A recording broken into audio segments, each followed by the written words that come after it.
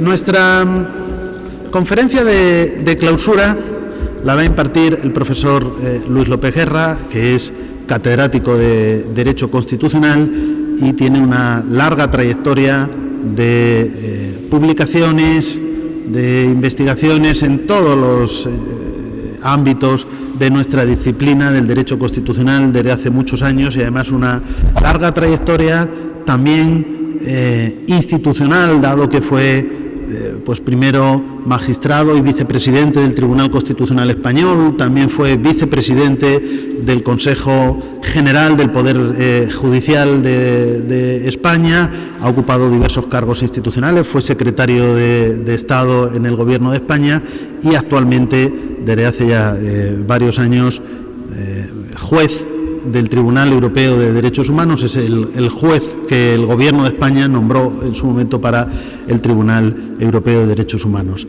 Y casi desde todas estas posiciones han acudido siempre a la invitación o a las invitaciones que le hemos hecho desde el área de Derecho Constitucional de la Universidad de Castilla-La Mancha, a diversos actos. Pues para que se hagan una idea, no sé, estuvo en mi tribunal de tesis doctoral y estuvo en mi tribunal de profesor titular, entre tantas cuestiones, y en este curso de posgrado pues estuvo cuando hacíamos los cursos en enero y desde que los hacemos en el mes de julio, y yo creo que de manera prácticamente ininterrumpida. Esto, y por razón de la hora no me voy a extender más, pero ustedes que ya me entienden saben que es motivo más que suficiente para que en este momento le concedamos el ingreso a la Orden de Derecho Constitucional Toledo, que tiene este distintivo y que no es algo que concedamos a todos los profesores, o sea, no solo pedimos sus méritos, que son incuestionables, sino su vinculación con Toledo y con el área de Derecho Constitucional. Así que en este momento, como es obvio, voy a proceder a su nombramiento e ingreso. No es una sorpresa. Sí, no, es que esto no se avisa, porque si no entonces se puede rechazar, ¿no? Es peor.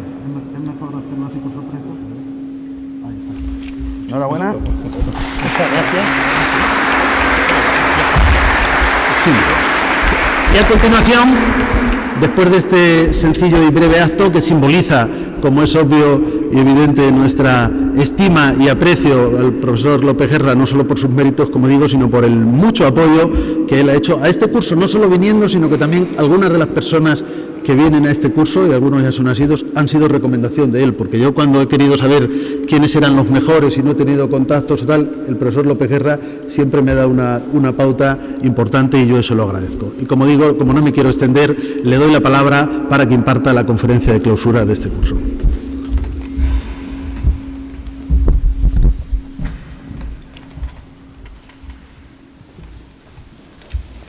Buenas tardes y gracias, querido Javier. Ha sido una sorpresa y una sorpresa muy agradable.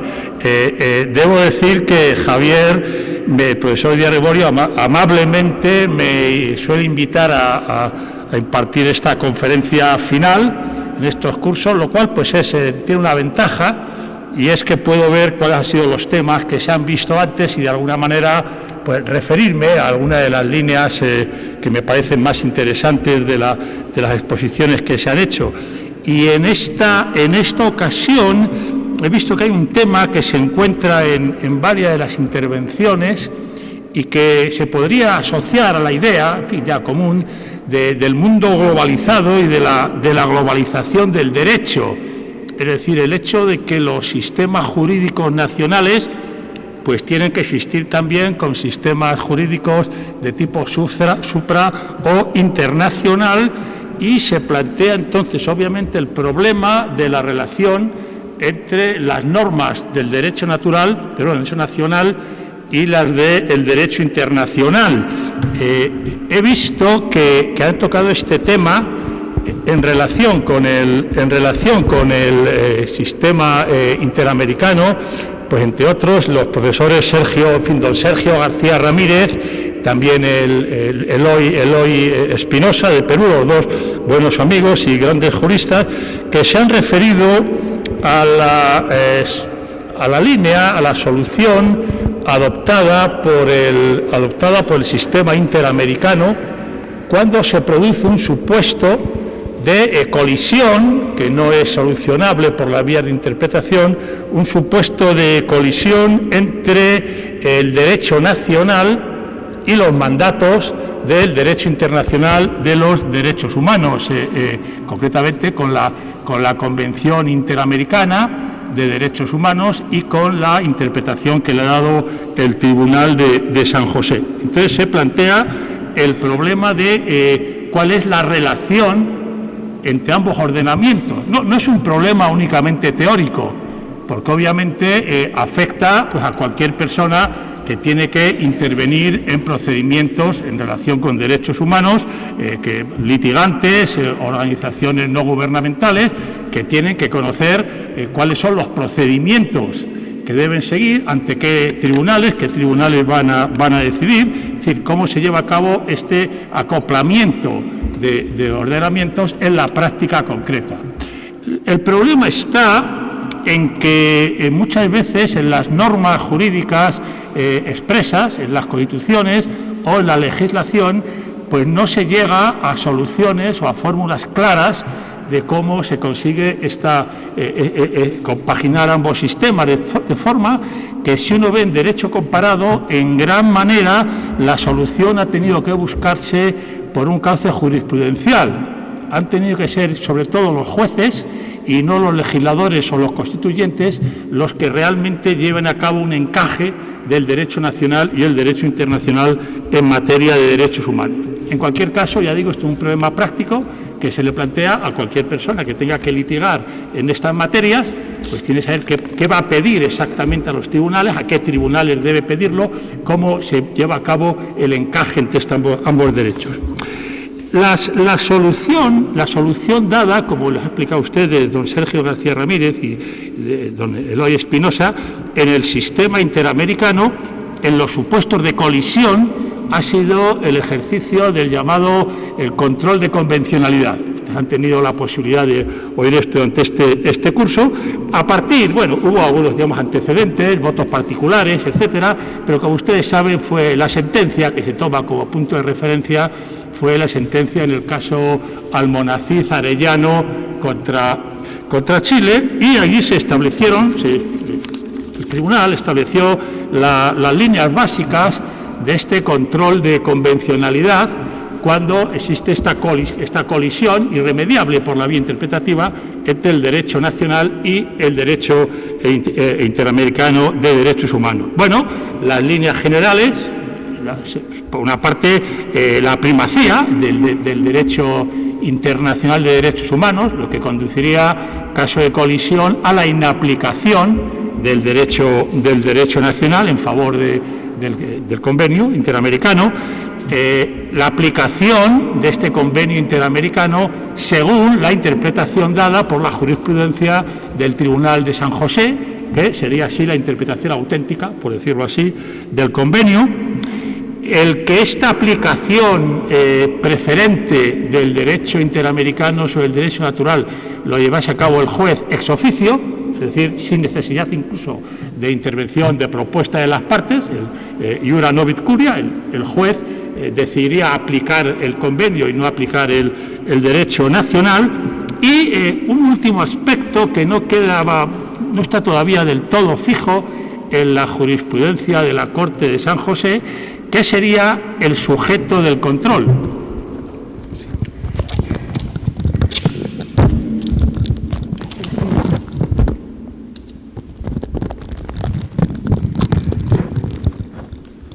Gracias. Sí.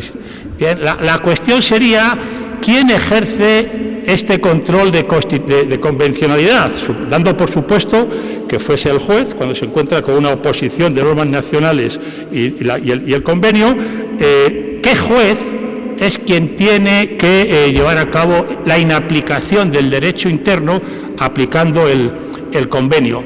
El Tribunal de San José, en ocasiones posteriores, pues en sentencias trabajadores del Congreso y otras, ha venido a decir que, claro, que este control de convencionalidad a ejercer por los jueces nacionales debe hacerse de acuerdo con las normas procesales de cada país. Pero lo que parece claro es que, en principio, y si no existen normas específicas, pues ha de ser el juez ordinario, ha de ser el juez que conoce el caso, el que ha de llevar a cabo el control de convencionalidad. Otra cosa es que el ordenamiento interno pues reserve este control de convencionalidad a un tribunal determinado. Aquí la cuestión que se plantea entonces es si el control de convencionalidad en un país ha de ser difuso, es decir, si lo puede ejercer cualquier juez que conozca un caso, o si ha de ser un control concentrado, en el sentido de que sea un tribunal específicamente designado a ello, bien un tribunal supremo, bien un tribunal constitucional, que es quien debe resolver sobre este control de convencionalidad.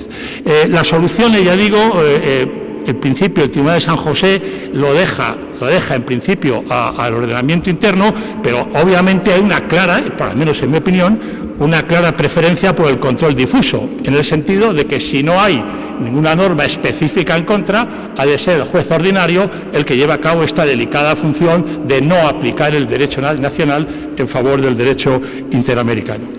Bueno, la línea del control de convencionalidad, ya muy arraigada en la jurisprudencia de San José, pues ha sido seguida diversamente, en algunos casos con cierta, digamos, con una aceptación considerable. El caso posiblemente más llamativo, por lo menos en los últimos años, sea el caso mexicano, porque el profesor Sergio García Ramírez se refería a esto, tras la conocida sentencia del Tribunal de San José en el caso Radilla Pacheco, la Corte Suprema, en la decisión en el caso Varios, pues vino a establecer para el ordenamiento mexicano una serie de principios que traducían esta línea del Tribunal de San José. Desde luego, la inaplicabilidad en el caso mexicano del derecho interno contrario al convenio interamericano, la apreciación de esta colisión y la consiguiente inaplicación por el juez ex oficio, es decir, sin necesidad de propuesta de las partes. En lo que se refiere a la fuerza vinculante de la jurisprudencia, inicialmente, en el caso Varios, la Corte Suprema mexicana estableció que los criterios contenidos en las sentencias referidas a México tenían fuerza vinculante general, y que los criterios contenidos en sentencias relativas a otros países serían orientadores. Hay que decir que esta segunda línea fue alterada por la Corte Suprema en el caso también conocido de contradicción de tesis, el año 2013, y la Corte mexicana vino a decir que los criterios generales contenidos en las sentencias del Tribunal Interamericano, de la Corte Interamericana, eran vinculantes para México también, aunque estuvieran contenidos en sentencias referidas a otro país. De forma que el caso mexicano es un ejemplo de aceptación del control de convencionalidad y la utilización de la fórmula difusa.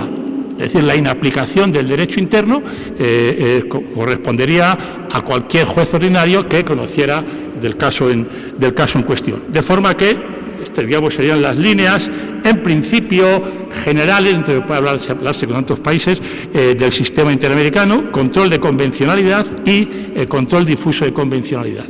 Ahora, ¿qué ocurre en el caso europeo? Porque es interesante llevar a cabo una comparación de cómo funciona el sistema interamericano y el sistema europeo de protección de derechos humanos. Pues bien, la solución utilizada en el caso europeo en supuestos de colisión o contradicción entre el derecho nacional y los mandatos del convenio y la jurisprudencia del Tribunal de Estrasburgo no ha sido la del control de convencionalidad. Es decir, el Tribunal de Estrasburgo no ha hecho ninguna afirmación tajante, como sí ha hecho el Tribunal de San José, en el sentido de que sean inaplicables las normas internas contrarias al convenio. No hay ninguna afirmación del Tribunal en este sentido, como sí puede encontrarse en Almonacid Arellano o en Trabajadores del Congreso o en Hellman o en otras sentencias de la Corte Interamericana. Y tampoco, esto es interesante, el Tribunal Europeo tampoco ha hecho ninguna afirmación expresa y concluyente en cuanto al efecto erga omnes de su jurisprudencia, es decir, que sea aplicable no solo en el caso concreto entre las partes, sino como principios generales vinculantes a todos los Estados firmantes del convenio. El Tribunal Europeo no ha seguido una línea de este tipo tan radical, podemos decir, como la del Tribunal Interamericano. ¿Por qué motivos? Bien, posiblemente hay que tener en cuenta que la variedad de los ordenamientos jurídicos en el caso europeo es muy considerable. Hay una serie de sistemas jurídicos muy distintos, de common law, de civil law, derecho escandinavo, derecho de tipo eslavo, herencia de la época soviética. Es decir, que hay una variedad muy considerable y, por otra parte, el Tribunal de Estrasburgo recibe y soluciona muchos más casos que el Tribunal de San José. Es decir, el Tribunal de Estrasburgo tiene que dictar cada año entre 1.100 y 1.500 sentencias y por eso pone usualmente el acento en la resolución, en el remedio del caso concreto, cómo solucionar la demanda que se le presenta, más que en hacer afirmaciones que puedan servir como criterios absolutos y generales de convencionalidad. Pero así todo, naturalmente, aunque el tribunal tiene que encararse con miles de casos, pues en muchas ocasiones tiene que enfrentarse también con que los problemas que se le plantean no son problemas estrictamente de índole individual, sino que tienen una proyección mucho más amplia en el país de que se trate o en el resto de los países. Piensen ustedes cuando llega pues una demanda, por ejemplo, referente pues a condiciones de vida de los presos. Es un problema general y que no se da únicamente en un país, o a una cuestión referente al impago de pensiones o al impago de compensaciones económicas por expropiación, que eran muy típicas de los países del este. Es decir, que el Tribunal de Estrasburgo tiene que enfrentarse con muchos casos y muchos de ellos lo que se llaman casos repetitivos. Hay veces, por ejemplo, hablo del caso de Ucrania, en que el tribunal ha podido recibir hasta 10.000 demandas referentes al mismo problema, concretamente al impago de pensiones por parte del gobierno ucraniano en materias, por ejemplo, como las consecuencias de la crisis. Ustedes recuerdan el accidente nuclear de Chernóbil, pues esto dio lugar a una cantidad enorme de personas afectadas y el tribunal ucraniano no estaba pagando eso, no estaba pagando las compensaciones y las pensiones debidas. El caso también típico en muchos países es, como ya digo, el de las malas condiciones de las prisiones, sobre todo en los países del este, situaciones en las que en una celda para 5 o 6 personas pues tienen que convivir 10 o 15 personas y además durante muchos años. Es decir, que se encuentra con problemas que, aunque son aparentemente individuales, en realidad tienen una proyección mucho más amplia. Y el tribunal entonces ha tenido que enfrentarse, ya digo, con problemas de confrontación entre sistemas y referentes a los efectos generales de sus sentencias. Pero no ha llegado nunca a seguir la línea de la Corte Interamericana y a decir que si hay una contradicción entre ordenamientos, el juez tiene que aplicar preferentemente el convenio. Lo que sí ha hecho ha sido lo que podemos llamar una solución que podemos llamar soft, suave, que consiste cuando se encuentra con un caso donde evidentemente es un problema general del país, y no solamente en ese caso concreto, el tribunal puede hacer recomendaciones al legislador diciendo, bueno, en este caso hemos encontrado una violación del derecho de que se trate, derecho de defensa o derecho de privacidad o derecho de libertad de expresión, pero este problema pues parece derivarse de que existe un ordenamiento jurídico que de por sí da lugar a este tipo de violaciones. Y entonces el tribunal, en virtud del artículo 46, hace recomendaciones al legislador para que altere ese sistema. Y luego tiene también otra línea que podríamos llamar solución fuerte, donde el tribunal más allá.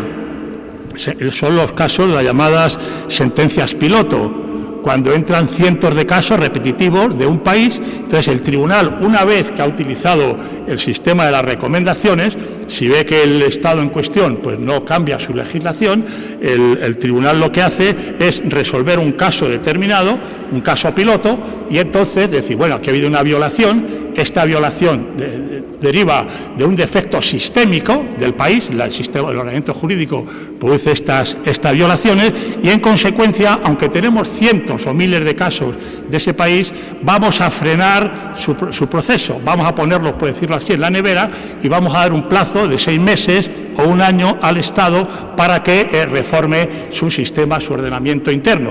Y a partir de ese momento, si el Estado lo ha resuelto, pues los casos, digamos, que se archivan, y si no lo ha resuelto, el tribunal tiene que entrar a decidir sobre ellos. Pero, en principio, ya digo, dice al Estado que reforme su ordenamiento jurídico y le da un plazo determinado.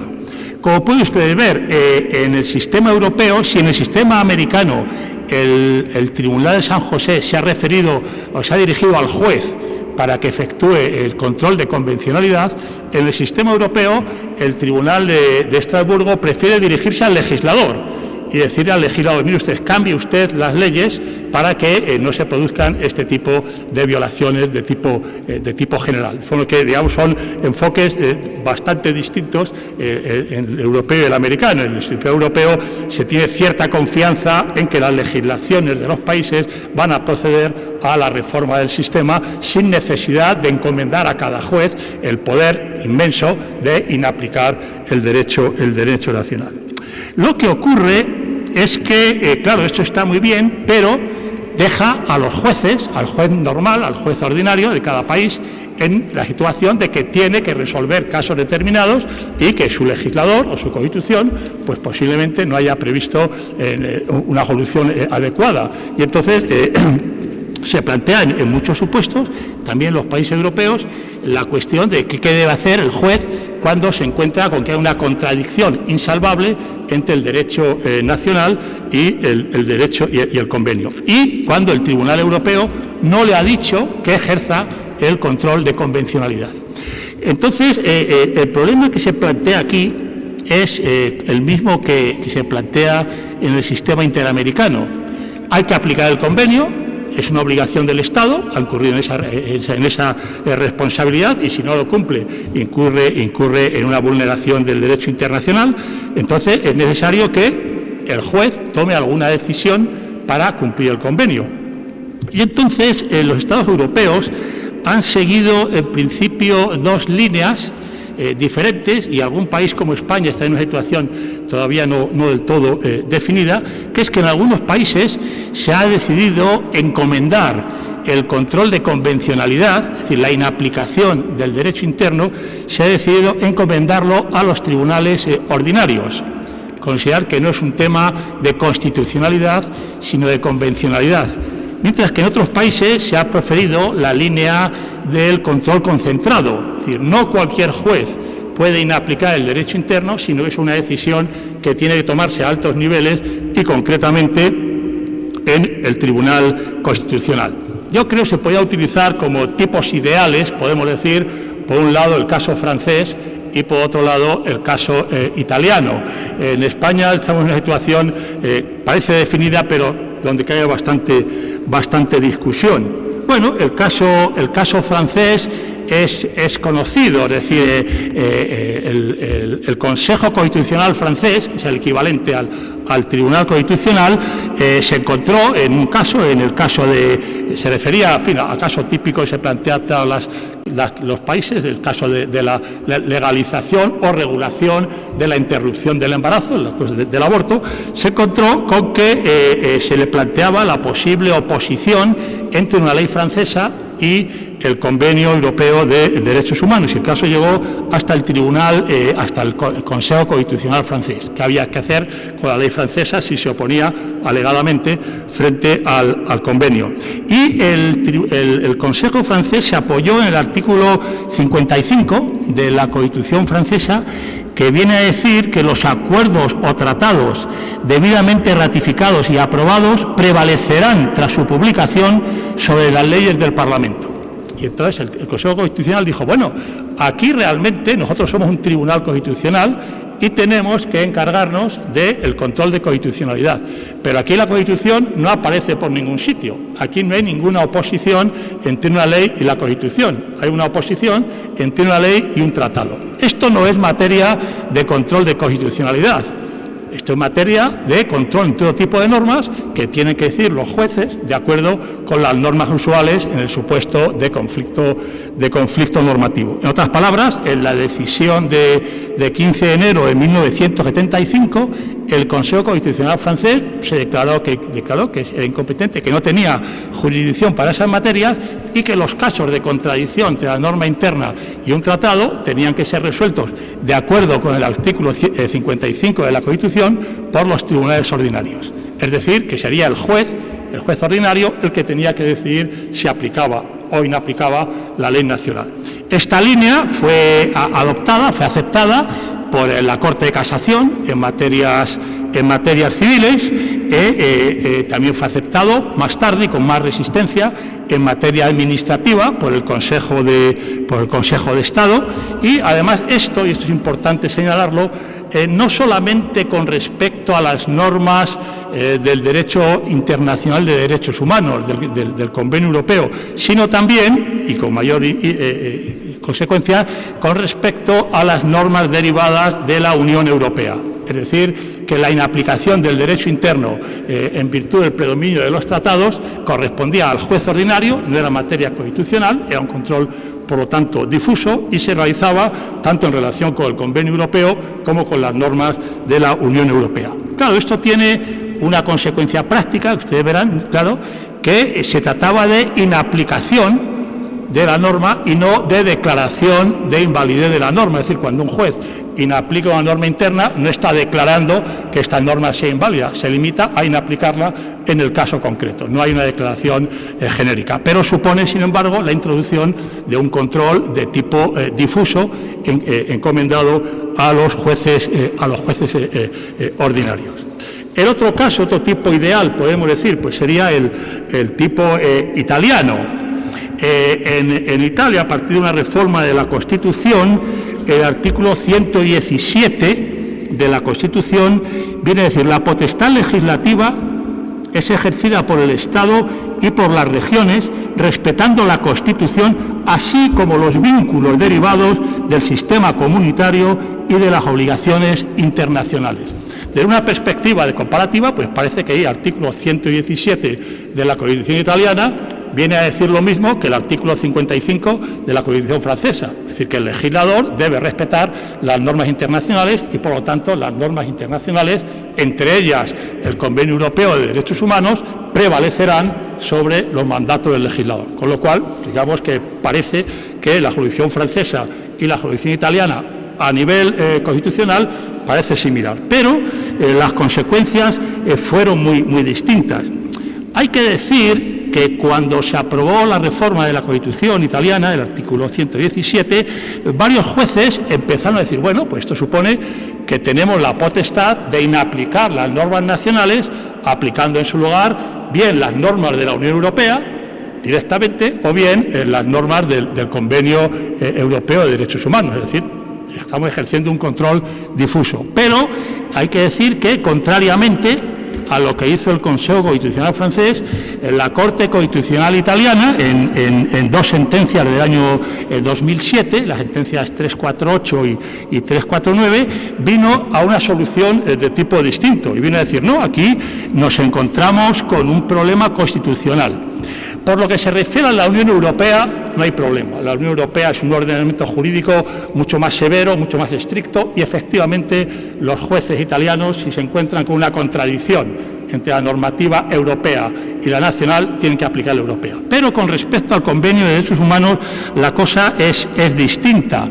En realidad, según la Corte Constitucional, lo que viene a decir el artículo 117 es que si el legislador tiene que respetar el ordenamiento internacional y el legislador dicta una norma que no lo respeta, entonces el legislador lo que está violentando es el artículo 117 de la Constitución. Es decir, que el problema no es un problema de tipo judicial, de conflicto entre normas, como el caso francés, como dijo el Consejo Constitucional, sino que es un problema constitucional de conflicto entre una norma estatal o regional y la Constitución. Consecuencia, es un problema de constitucionalidad.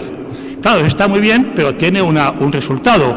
El control de constitucionalidad de las normas en Italia está reservado a la Corte Constitucional y no al juez ordinario. De forma que cuando un juez ordinario se encuentra con que puede haber una contradicción entre una norma legal y el Convenio Europeo de Derechos Humanos, se encuentra con un problema de constitucionalidad y, por lo tanto, si quiere resolverlo, tiene que plantearle a la Corte Constitucional la cuestión de constitucionalidad. Tiene que preguntárselo a la Corte Constitucional. No puede decidir por su cuenta. Esto hace que el control, ya digo, cuando se producen estos conflictos, en último término, no sea un control difuso de cualquier juez, administrativo o civil o penal, sino que el caso tenga que ir a la Corte Constitucional.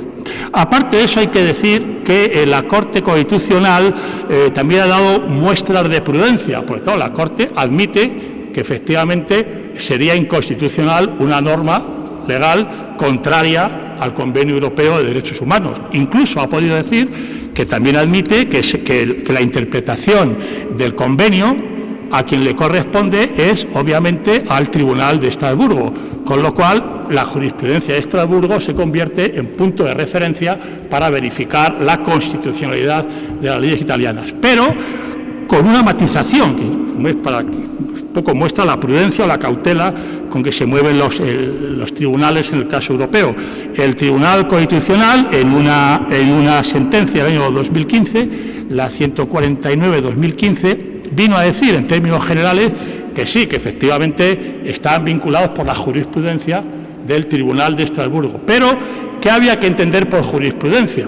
Hombre, un solo caso, pues no. Es decir, jurisprudencia sería una línea doctrinal consistente y mantenida por parte de la Corte de Estrasburgo. No bastaba con que hubiera quizá una, quizá dos sentencias, sino que para que el tribunal italiano se sintiera vinculado por la jurisprudencia de Estrasburgo, pues hacía falta que hubiera una serie de sentencias que mostrasen una línea doctrinal más o menos permanente. Como pueden ver, se trata siempre de posiciones de cautela. Se admite la vinculación del Estado por el convenio, se admite la vinculación del Estado por la jurisprudencia de Estrasburgo, pero se concentra la decisión en una sola Corte y además se toma un punto de referencia, digamos, severamente restringido.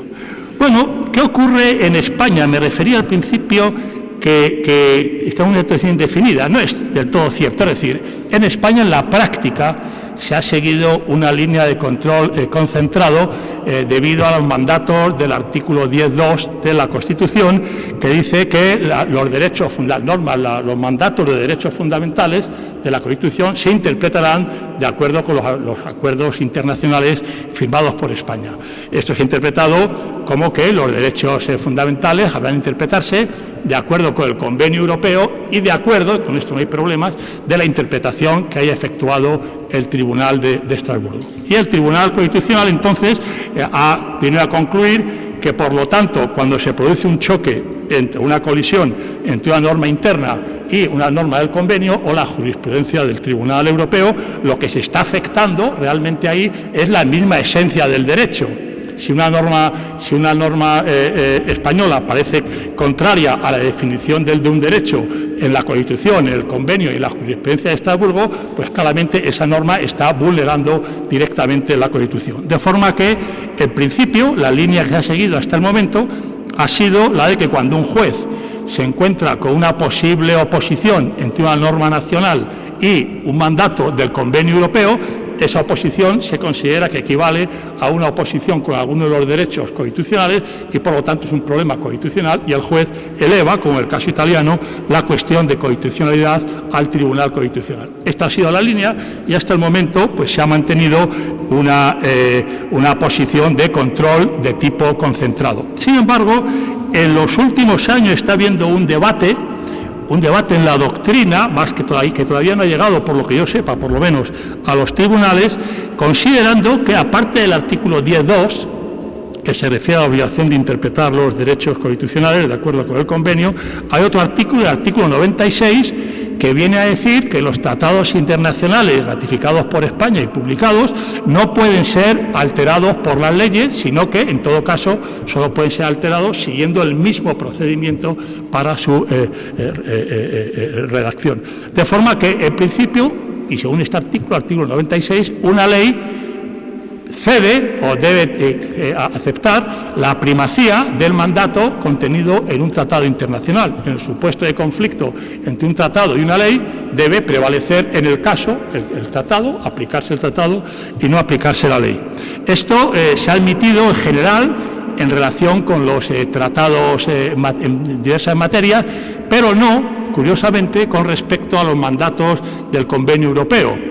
Cuando las contradicciones entre una ley interna y el convenio europeo, que interpreta algunos de los artículos constitucionales, cuando las contradicciones de ese tipo, entonces el juez, en lugar de inaplicar la ley interna, lo que hace es plantear la cuestión ante el Tribunal Constitucional, como dije. Pero se ha propuesto por autores, estoy pensando, por ejemplo, en el profesor Luis Jimena, de Valencia, que fue presidente del Consejo Social del Consejo de Europa, que estima que no existe ninguna dificultad para aplicar el artículo 96 y la primacía de los tratados, aplicarlo directamente por el juez ordinario sin tener que plantear la cuestión de constitucionalidad. Bueno, esto digamos que son 47 los países miembros de los que han firmado la Convención Europea, y cada uno tiene sus diversos motivos. Se puede encontrar desde sistemas difusos tipo francés, sistemas concentrados tipo italiano, incluso sistemas mixtos.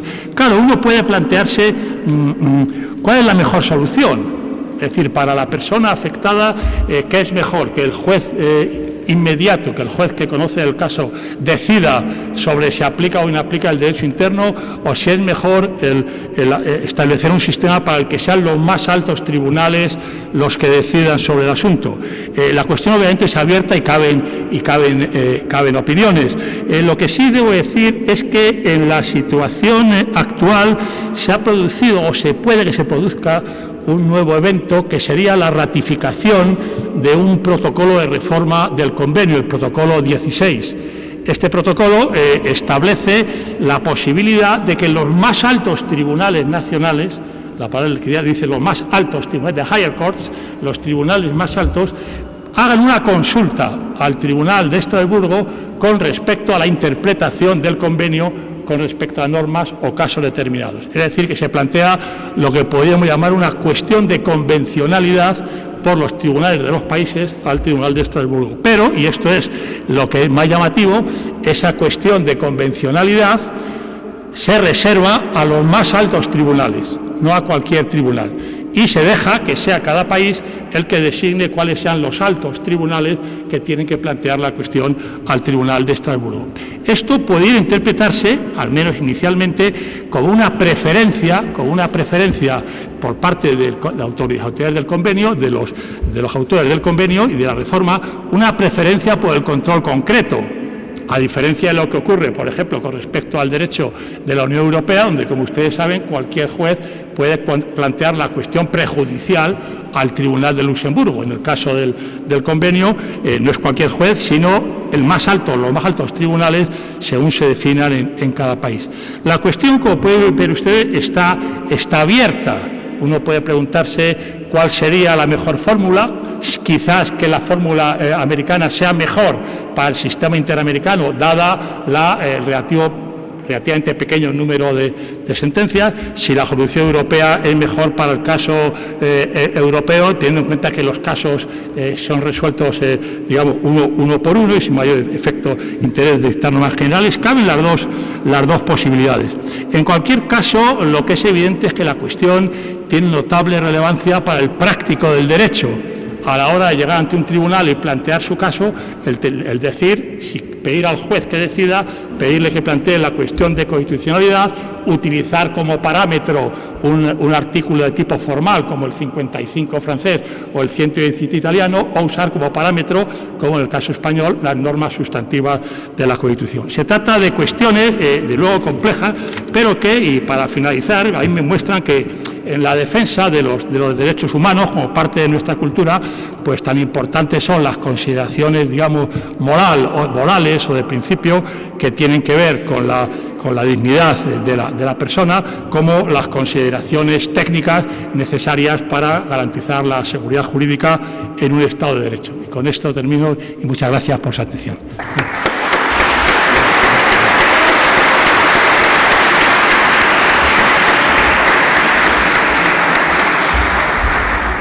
Muchas gracias al profesor Lopegui por esta excelente conferencia que sin duda pues ha generado cuestiones de interés. Como todavía el tiempo lo permite, pues tendríamos margen para alguna pregunta, y lo que pediríamos es formularla desde el atril, aprovechando el propio micrófono, si alguien quiere plantear alguna cuestión.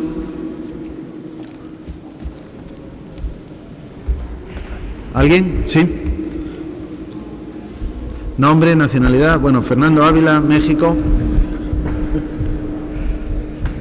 Gracias, señor juez. Sobre el caso francés, yo quiero saber si existe algún tipo de jaloneo político para cumplir con las sentencias del Tribunal Europeo con el Consejo. Si se presta o si se ha dado en alguna anécdota en estos años sobre un jaloneo estrictamente político, no jurídico, para cumplir. Gracias.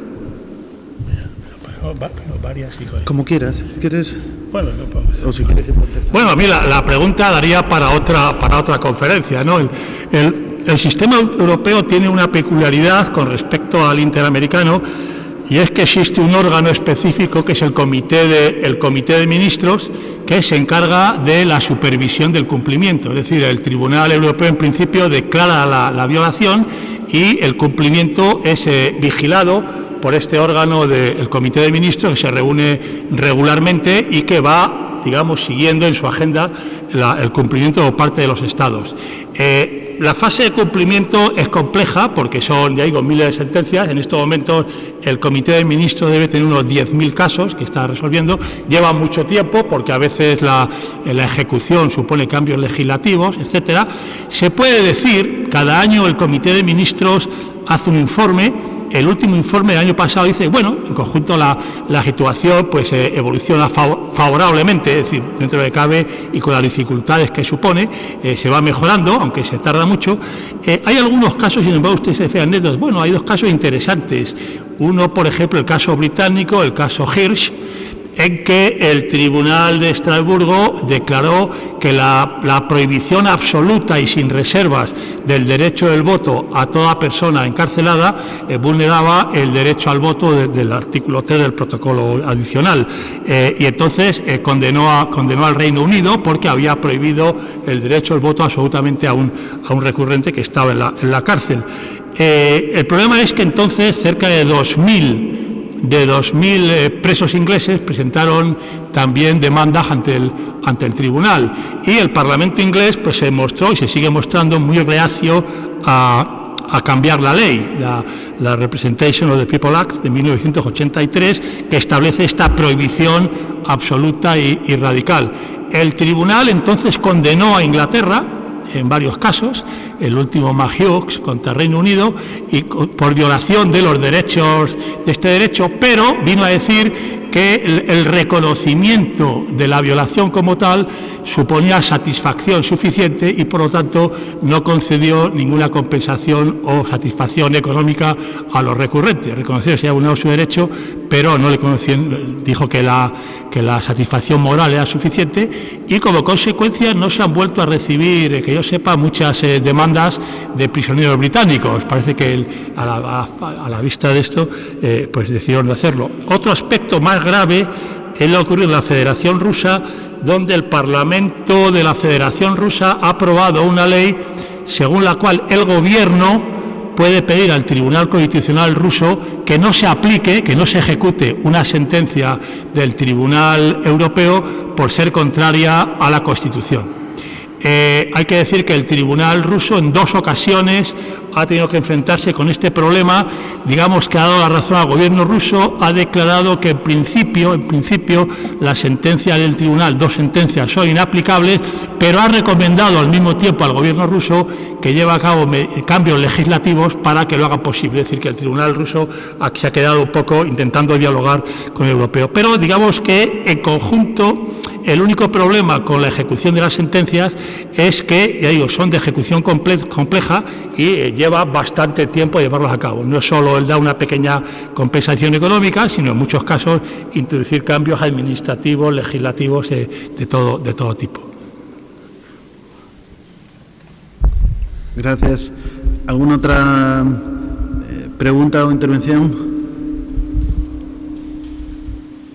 Bueno, yo quiero, con brevedad, por si todavía se anima algún otro, y como estamos a tiempo, pedirle una valoración o una opinión de algo que no se refiere precisamente al sistema del Convenio de Roma, sino al sistema de la Unión Europea, pero la comparación que ha hecho referencia el ponente en algún momento desde el punto de vista de la tutela de los derechos. Y me refiero, también aquí en algún momento se ha aludido a lo que el Tribunal de Justicia de la Unión Europea dice en el caso Meloni.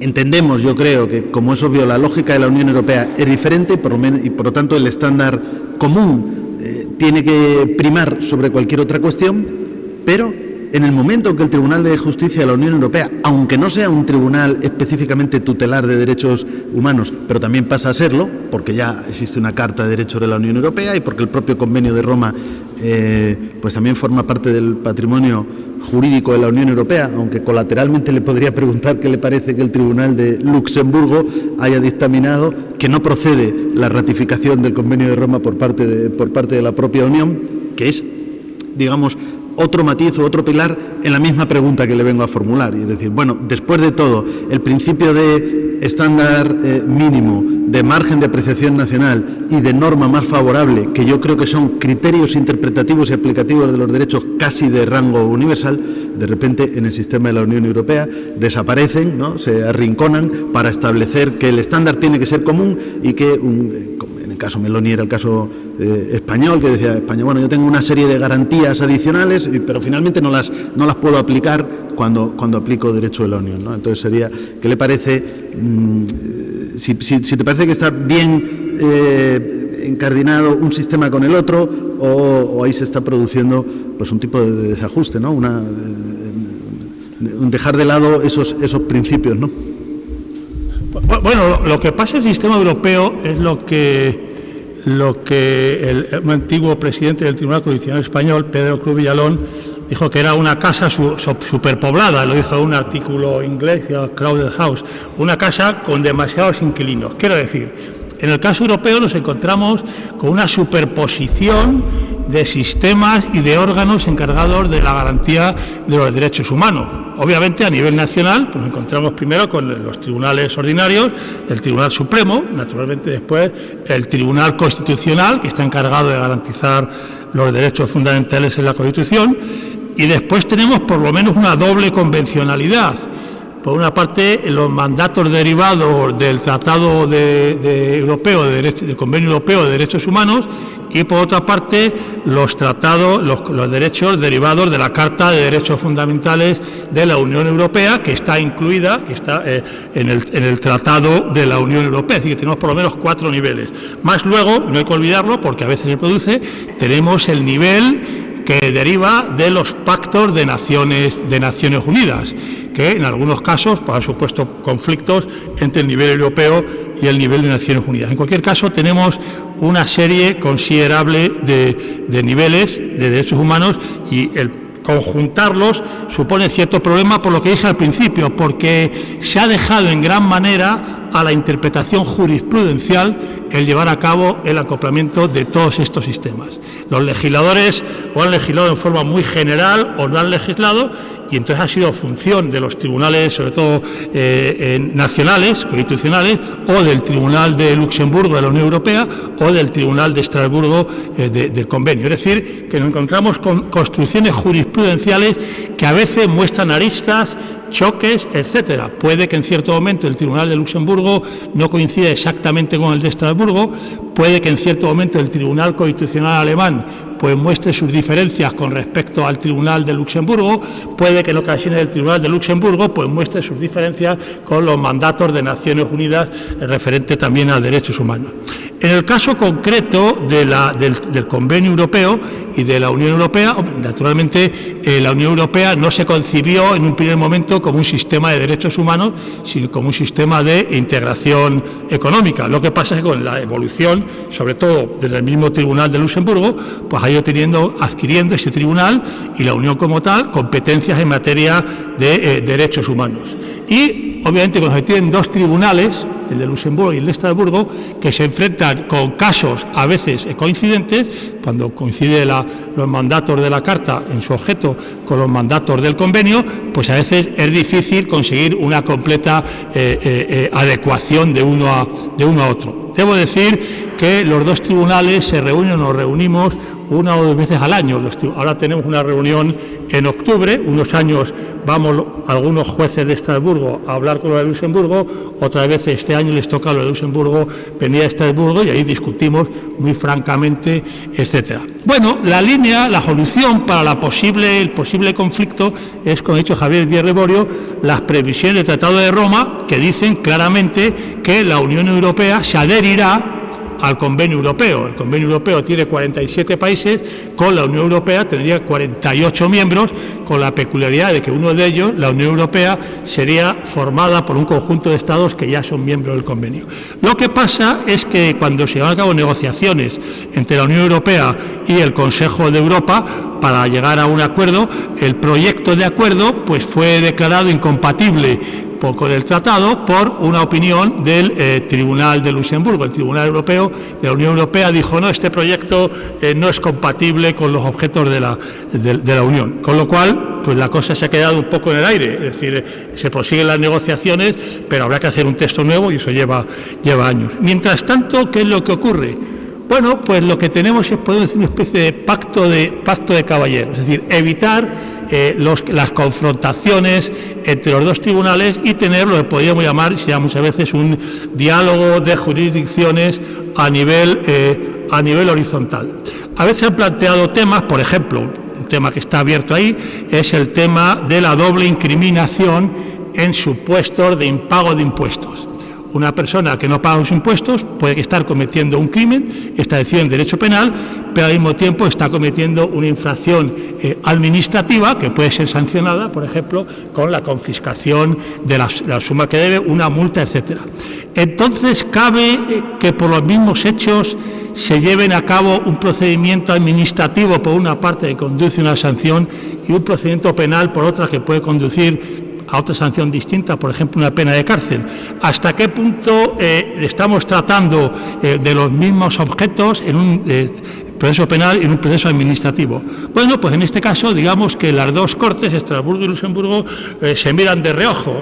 Usualmente una de las cortes dicta una sentencia, en el caso Akeberg-Franson, por ejemplo, la Unión Europea, y un caso similar se plantea, no el mismo, obviamente, pero un caso similar se plantea ante el Tribunal de Estrasburgo, y este considera, naturalmente, tiene que tener muy en cuenta cuál es la interpretación del derecho dada por el Tribunal de Luxemburgo. Es decir, que el que primero decide, pues sirve un poco de pauta con respecto al otro tribunal. Claro, en este aspecto siempre hay una cierta flexibilidad, pues siguiendo la técnica, por ejemplo, de las distinciones. Sí, los casos son parecidos, pero hay una distinción, entonces eso hace que la jurisprudencia pues se ajuste, avance, permite pequeñas diferencias. Entonces, la respuesta sería, en estos momentos, lo que predomina es lo que decía Montesquieu. Montesquieu decía, bueno, cuando tenemos poder legislativo, ejecutivo y judicial, son como tres caballos que tiran del mismo carro. ¿Cómo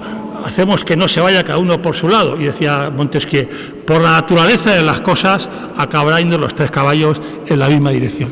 Pues, en fin, con todo respeto y sin comparar obviamente los tribunales con los caballos, es evidente que algo está ocurriendo en estos momentos en el mundo judicial europeo. Hay un diálogo entre jueces de todos los niveles que hacen que los derechos humanos vayan avanzando en la misma dirección, bueno, con pequeños movimientos de un lado hacia otro, pero siempre partiendo de esta idea muy consolidada en Europa ahora del diálogo entre tribunales, es decir, una confrontación plena y directa.